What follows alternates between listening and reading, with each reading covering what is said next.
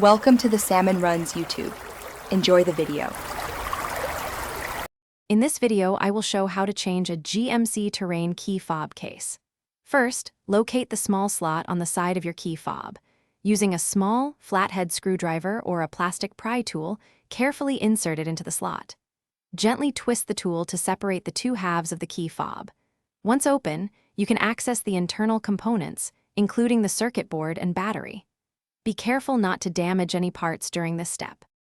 Now that your old key fob is open, it's time to transfer the essential internal components.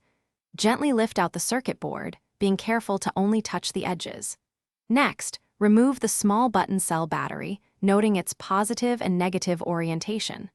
Place the circuit board into the new key fob case, ensuring it sits snugly in its designated spot. Then, insert the battery into the new case with the correct orientation. With the circuit board and battery now in the new case, it's time to reassemble. Carefully align the two halves of the new key fob case. Make sure the buttons on the circuit board line up perfectly with the button pads on the new case. Gently press the two halves together until you hear a distinct click, indicating they are securely fastened. Double-check that there are no gaps around the edges. Finally, it's time to test your newly assembled key fob. Press each button individually to ensure they activate correctly and feel responsive. Take your key fob to your GMC Terrain and test its functionality.